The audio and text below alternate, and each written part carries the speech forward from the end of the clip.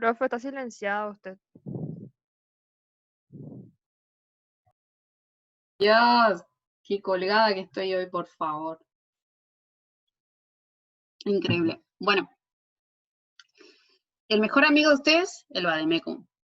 ¿Sí? Péguenle una ojeada y fíjense cómo van incrementándose en número y en complejidad las fórmulas que vamos a ir utilizando. Ni hablar cuando entramos a un muestreo estratificado, que ahí se puede combinar dos métodos, que serían la estratificación y luego cómo uno aborda cada uno de los estratos, ya sea a través de un muestreo aleatorio simple o un muestreo sistemático. Entonces se mezclan y a su vez, si los estratos, las parcelas se van a asignar de manera uniforme al tamaño del estrato o de manera proporcional al tamaño del estrato o de manera óptima, que es de acuerdo a la variabilidad que tiene cada uno de esos estratos. Así que se va a hacer cada vez más complejo y bueno, tenemos que tratar de no perder de vista el objetivo, ¿no?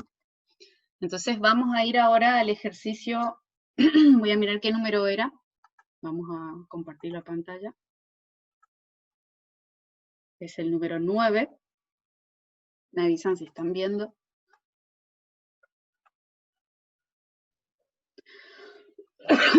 Este ejercicio es básicamente para aprender a utilizar, a ordenar a la población para poder hacer la selección de los elementos, ¿sí?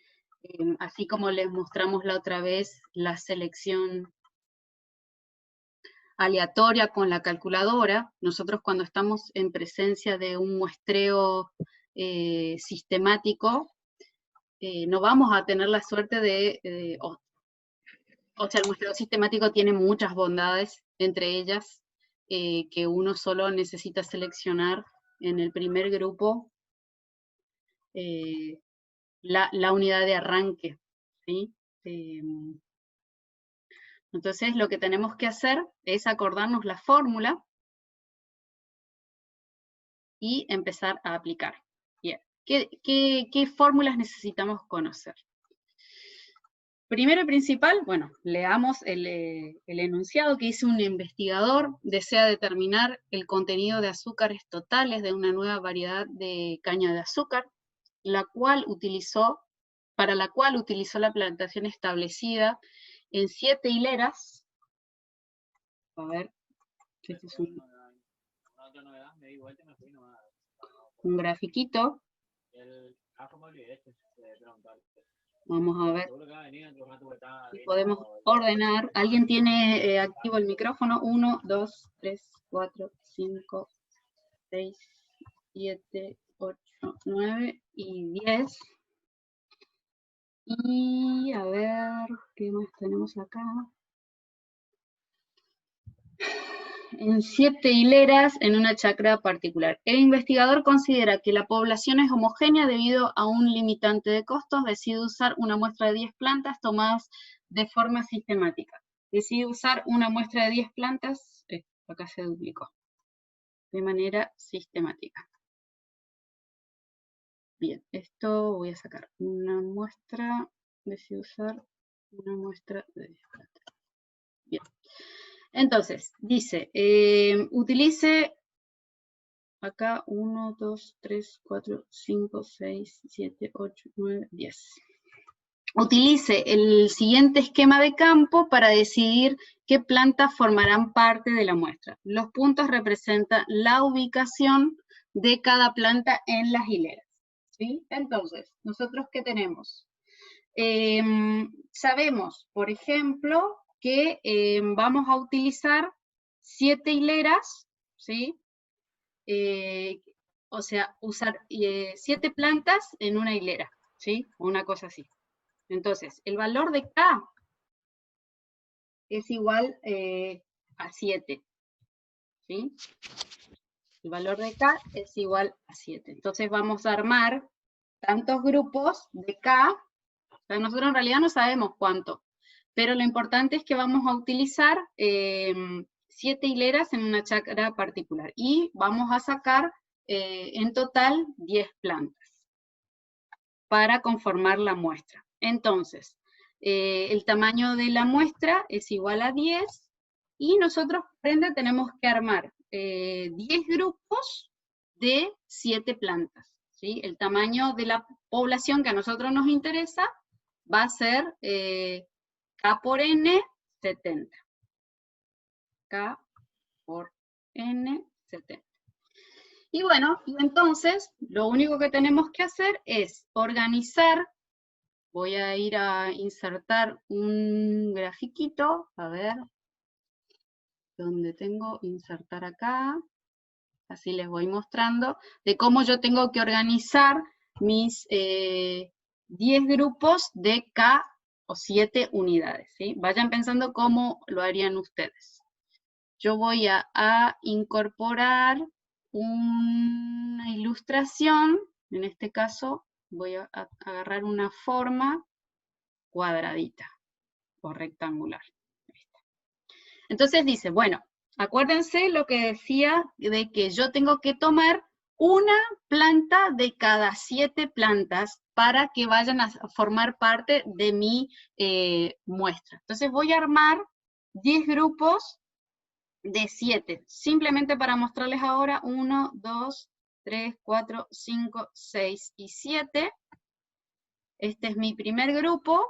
Ahora le voy a sacar el relleno, lo voy a dejar sin relleno, y le voy a dar fuerte al grosor, para que se vea que este es mi primer grupo, ¿sí? De los N grupos que tengo que conformar, que van a tener 7 plantas. Entonces, bueno, yo tengo que aleatorizar para poder arrancar de manera aleatoria mi selección de elementos que van a constituir la muestra.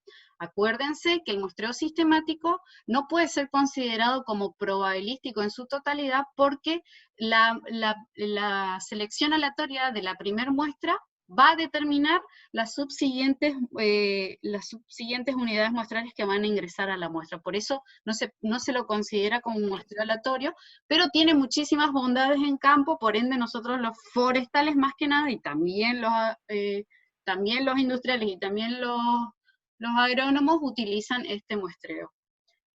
Porque es muy fácil de implementar en el campo y en la industria. Por ejemplo, si yo tengo que muestrear de mantener, por ejemplo, el espesor de cierta tabla, que es mi producto en línea, yo voy sacando cada 20 tablas o cada 20 minutos una tabla para validar o verificar que el espesor se esté manteniendo dentro de la especificación técnica. Entonces ahora yo tengo que con este sistema sé que el patrón o el sistema que voy a utilizar es extraer una de cada 7 plantas. Pero para ello primero tengo que hacer el arranque aleatorio entre 1 y 7, ¿sí? ¿Cuál es la planta del primer grupo que va a ser seleccionada? Y luego voy a mantener ese sistema, ¿sí? De ese patrón de una cada 7 plantas. Entonces voy a hacer el aleatorio entre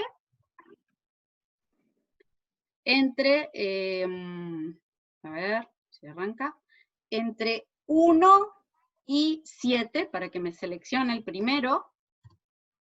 A ver lo que me da esta fórmula, ¿se acuerdan que la habíamos probado? Es la única instancia de aleatorización, ¿sí? El muestreo requiere, para poder calcular la media, el desvío estándar, de que todas las unidades muestrales puedan ser seleccionadas de manera aleatoria, en este caso solo la primera. Me da que la tercera va a ser la número 3, ¿sí?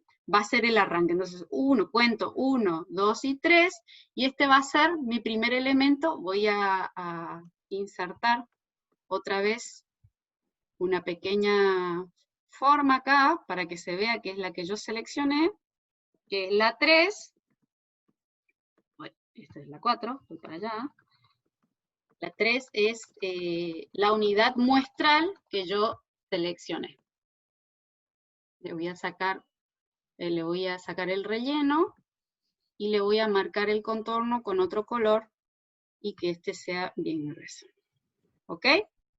Bueno, este es el sistema que yo establezco, entonces esta es la primera, y ahora a partir de esta, la tercera, yo voy a ir contando 1, 2, 3, 4, 5, 6 y 7, y esta va a ser la próxima unidad muestral que va a ser parte de mi muestra. Entonces vuelvo a contar, 1, 2, 3, 4, 5, 6 y 7.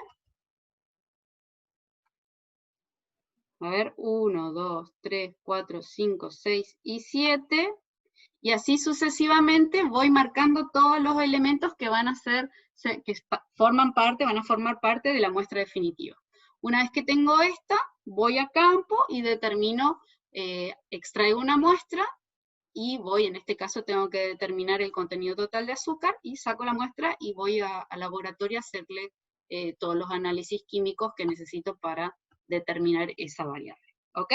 ¿Se entendió? ¿Cómo tengo que implementar el sistema? ¿Me puede volver a explicar? Bueno, no hay problema. Voy a tomar un mate.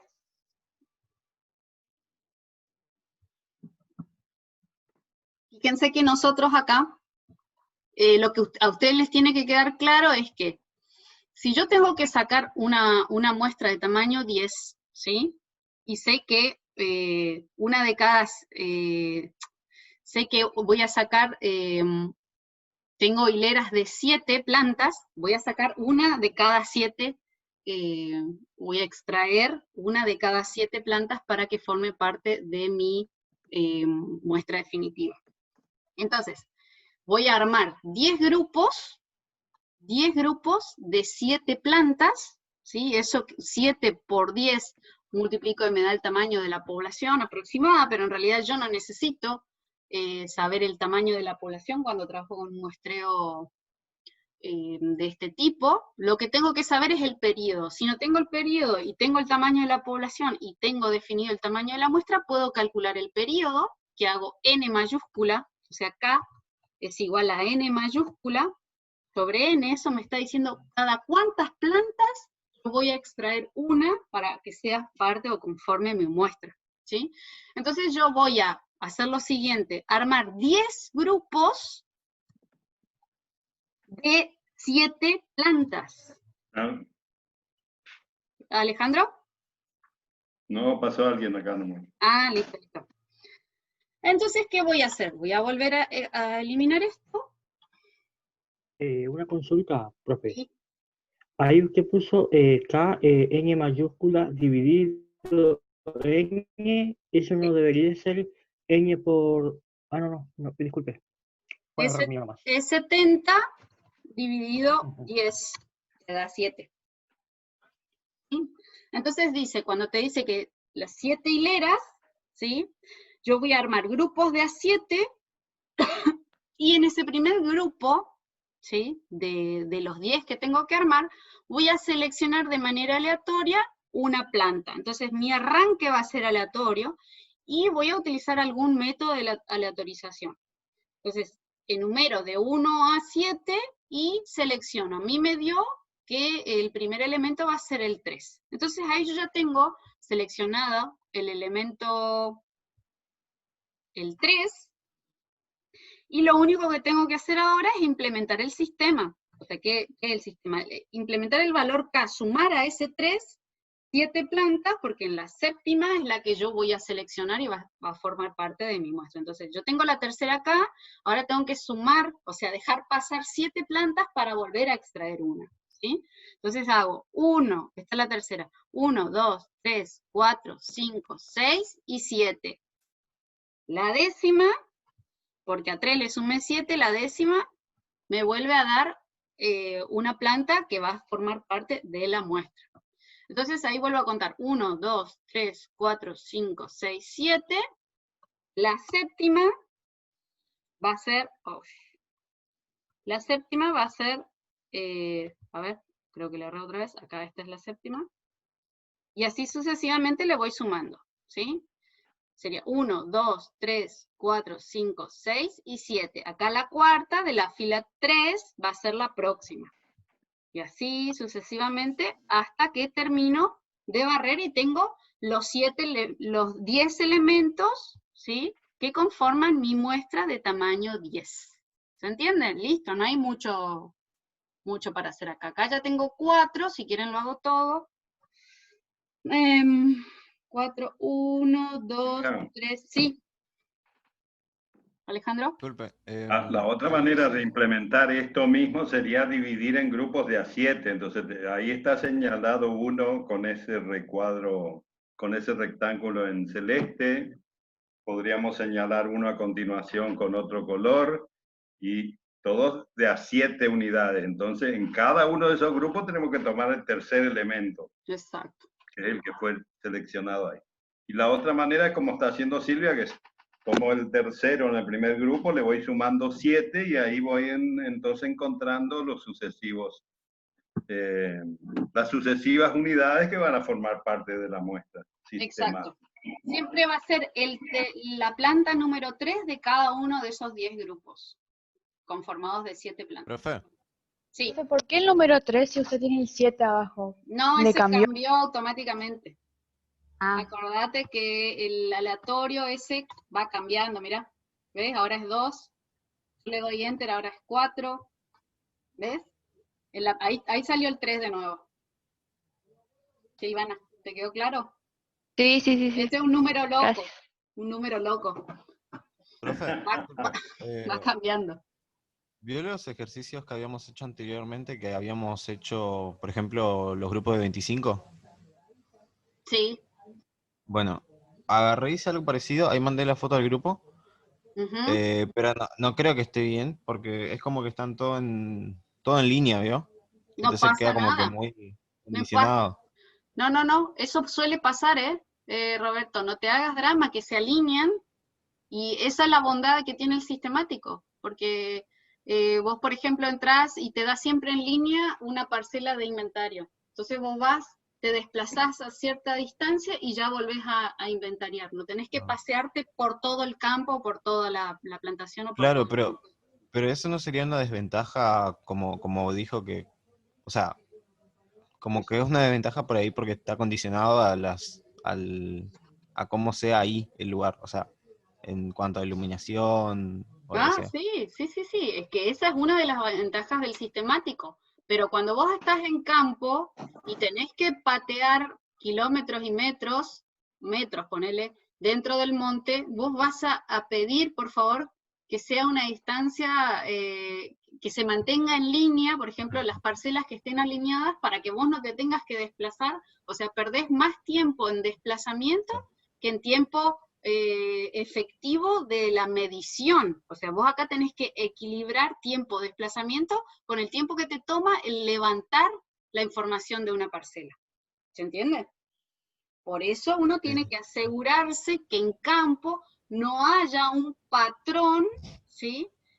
Definido por la fisionomía del lugar, por el suelo, por alguna variable que haga que exista un patrón repetitivo y que justo a vos te dé parcelas siempre, por ejemplo, en el punto alto, como mostró Alejandro, o en el punto bajo, en el punto medio. Por eso vos acá estás trabajando con un muestreo sistemático, corres ese riesgo. ¿Sí? Claro. Ujú. Pero bueno, se equipara, porque una cosa es utilizar lo que la teoría te dice, selección aleatoria de todos los elementos que componen la muestra, otra cosa es estar en campo, ¿sí? Otra cosa es estar en la industria. Vos podés decir, bueno, ahora primero cada 20 minutos saco una, no, después saco cada 10 y hago una muestra aleatoria, pero es sencilla de implementar. En campo no es tan sencillo, porque imagínate, vos tenés una en una punta, te sale una parcela de allí en una punta, la otra en la otra punta, cruzando el arroyo, y así sucesivamente, ¿sí? Siempre hay una etapa previa de planificación que, bueno, con la práctica la gente se fue dando cuenta de que esto es así. Bueno, vamos a este ejercicio, que es un ejercicio complejo que lo quiero repasar después. Cualquier cosa volvemos a la selección de los elementos. Bueno, estamos en el ejercicio número 10, que dice que en un inventario forestal de bosque natural de 500 hectáreas de bosque nativo, se calculó que el área efectiva de manejo era de 370 hectáreas, mientras que las restantes 130 hectáreas fueron clasificadas como zonas de protección porque la pendiente superaba el 70%, y zonas de protección y ríos y de fuentes de agua. Entonces, la zona efectiva en donde se va a hacer el manejo forestal va a ser de 370 hectáreas, ¿sí? Esto ya es como una estratificación, pero uno de los estratos, que es zona intangible, no se va a inventariar.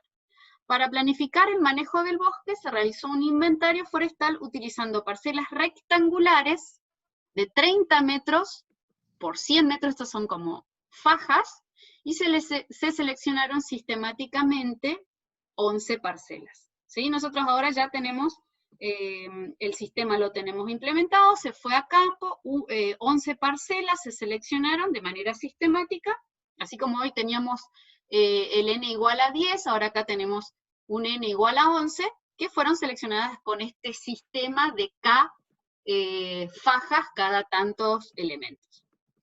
Y los resultados de volumen comercial por parcela para árboles con diámetro superior a 60 centímetros se presenta en el cuadro siguiente. O sea, acá lo que se hizo es planificar o determinar el volumen que podría ser extraído en un aprovechamiento forestal. ¿Se entiende? Porque acá ya ellos directamente fueron a cuantificar el volumen de aquellos árboles que superan un diámetro de mayor a 60 centímetros.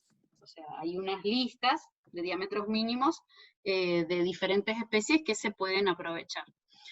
Entonces, tenemos las 11 parcelas, ¿sí? Con las determinaciones de los volúmenes comerciales, pero por parcela.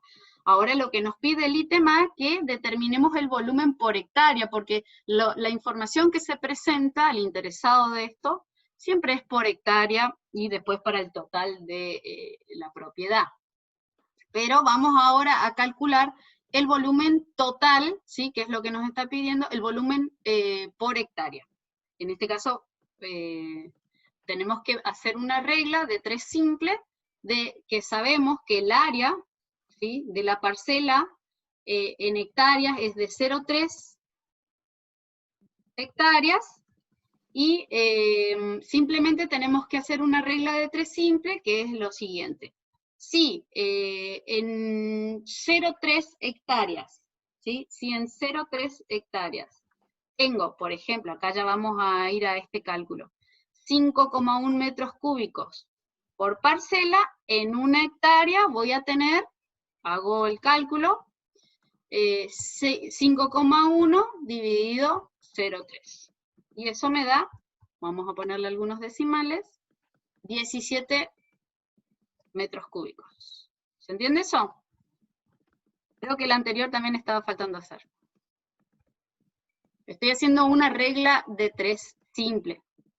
Upa. ¿Se entiende, chicos? La regla de 3 simple que tengo que hacer acá. Voy a borrar esto y voy a hacer de nuevo. Entonces, simplemente sé cuánto es la superficie de la parcela y a través del factor de expansión, que es 0,3 en este caso, porque está llevado a la hectárea, no es como hoy, multiplico o divido en este caso la superficie, el volumen que tiene la parcela por el tamaño de la parcela. Y eso me da 14,8. ¿Sí? ¿Se entiende? Eso lo hago rápido, lo estiro acá y ya tenemos. Ahí está. El volumen por hectárea, o sea, el volumen ese de la parcela se expande a la hectárea. ¿Sí? Vamos a ver cuánto nos daría el factor de proporcionalidad si tenemos 10.000 metros cuadrados y tenemos 30 metros de ancho por 100 de largo. Tenemos ahí que las parcelas son de 3.000 metros cuadrados, ¿sí? Es un tercio, es 0,3 hectáreas. Entonces, el factor de proporcionalidad es 10.000 dividido 3.000, y nos da 3,33. Entonces, el mismo cálculo nosotros podemos hacer así. Hacemos este factor de proporcionalidad de expansión fijo por el volumen que se obtiene por hectárea. Y nos da absolutamente lo mismo. ¿Ok? Bien. Y esto ya asumo que ustedes saben hacer porque es simplemente aplicar una regla de 3 simple. ¿Ok? Bueno, Dice, complete la tabla con los valores de volumen comercial, que lo hicimos recién.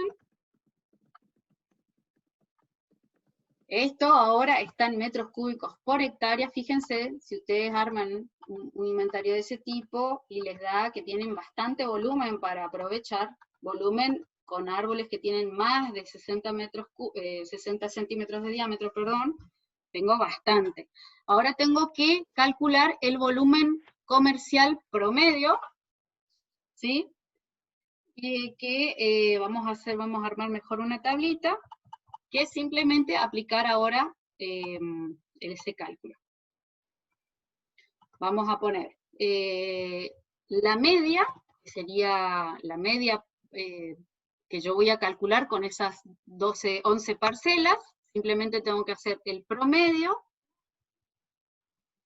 de estos volúmenes que obtuve a través del muestreo sistemático, y me da que en promedio yo podría estar extrayendo metros cúbicos, pónganle casi unos 14 metros cúbicos por hectárea de ese rodal, ¿sí? El desvío estándar, que es otra variable que tengo que considerar para poder hacer los cálculos del error de estimación, que es lo que voy a hacer ahora, el desvío estándar muestral, hago lo mismo, es una fórmula que se llama desvest de la muestra. En la calculadora lo puedo hacer incorporando todos los datos a la memoria, así como calculé la media, y eso me da que el desvío estándar es de casi 2 metros cúbicos, ¿sí? Yo estaría sumando más o menos 2 metros cúbicos para tener el 68% de las posibles medias que estarían ahí en la distribución. La variancia, que es simplemente el cuadrado de esto, que ahora sí me da metros cúbicos, pero al cuadrado. ¿Y qué más? ¿Qué más me pide? Ah, y ahora me está pidiendo el volumen comercial total. Eso sería el volumen total o sea, que yo tengo acumulada en mis 370 hectáreas. ¿Cuánto volumen yo podría estar aprovechando? Eso es para dimensionar la cosecha, el transporte, saber más o menos cuánto yo tengo para vender, o si yo tengo un aserradero, cuánto voy a tener para consumir, cuánto voy a tener que procesar, cuánto tiempo me va a llevar. Esto sirve básicamente para planificar las operaciones de cosecha, transporte y elaboración. Entonces, el volumen, esto es, voy a poner volumen comercial por hectárea, y ahora vamos a calcular el volumen total, ¿sí? Para todo el bosque natural. Entonces simplemente tengo que hacer el producto del volumen medio por hectárea por la superficie total, que era 370 hectáreas, ¿sí?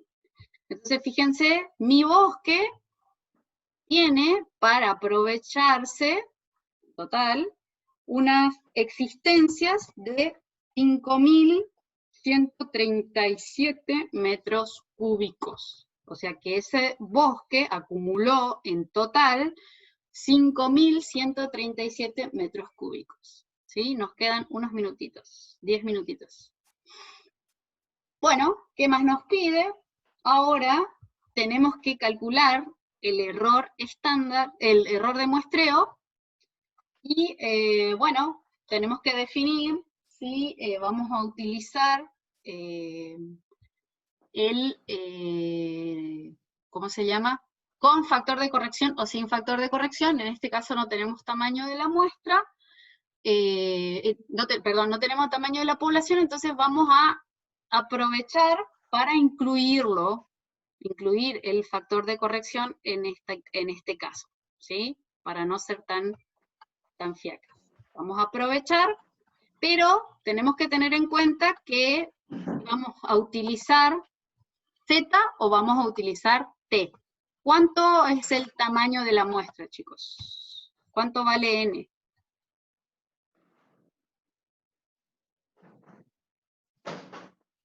¿Alguien puede responder cuánto vale n? En este caso. 11. 11, muy bien, perfecto. 11, 11, 11. ¿Cuánto podría estar valiendo? A ver, no, claro que tenemos el tamaño de la población. Tenemos el área, que es 370, ¿sí? Ahora tendríamos que calcular el tamaño de la población, en donde hacemos área grande sobre área chica, y ahí ya vamos a obtener esta respuesta. Entonces hacemos ese cálculo, 370 dividido el tamaño de la parcela, que es 0,3, y nos da que hay un número potencial de parcelas que se podrían estar seleccionando, y de las cuales se solo seleccionó 11, de 1.233 parcelas. Entonces ahora la fracción de muestreo sería simplemente n minúscula dividido n mayúscula, y esto nos da un porcentaje súper bajo, que en este caso nos está indicando que no es necesario incorporar el factor de corrección, porque es mucho más chico que el 10%. ¿Se acuerdan? Que la fracción de muestreo tiene que ser del 10% para ser utilizado dentro del cálculo del error estándar, o el error de muestreo, perdón, el error de muestreo. Bueno, entonces, vamos a calcular el error de muestreo. Acá lo están viendo, es lambda por el error estándar de la media muestral. Si ustedes me dicen cuánto vale el valor de t, le voy a estar muy agradecida. Me respondí yo sola. ¿Por qué uso t y no z?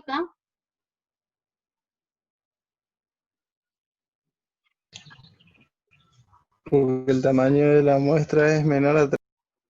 Excelente, entonces voy a ir a la tabla inversa de t de 2 colas. Siempre tengo que acordarme que para entrar a la tabla tengo que hacer alfa sobre 2, la probabilidad de 0,05, con 10 grados de libertad, me da un valor de t de 2,228, ¿ok?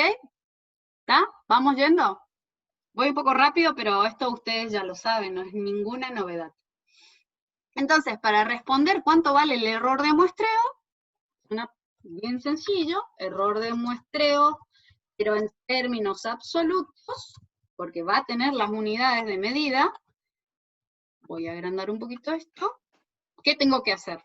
¿Qué cálculo tengo que hacer para calcular el error de muestreo? En este caso, sin considerar el factor de corrección. ¿Qué cálculo tengo que hacer? ¿Alguien se anima a responder?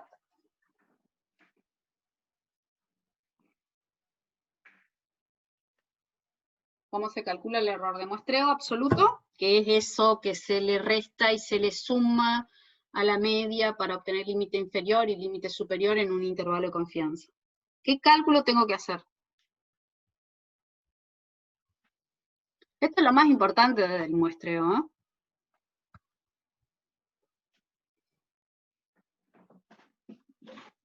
¿Nadie sabe?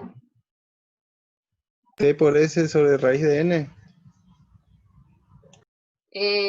Exacto, t por s sobre raíz de n. Muy bien, excelente.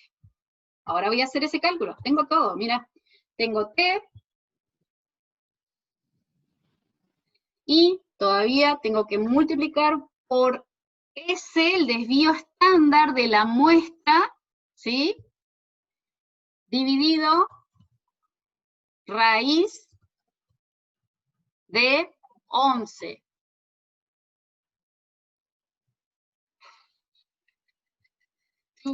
Ahí está. Vamos a ver cuánto nos da. Y nos da justamente que el error de muestreo es de 1,34 metros cúbicos. Pero esto, acuérdense que ya está por hectárea, sí, ya está por hectárea, metros cúbicos por hectárea.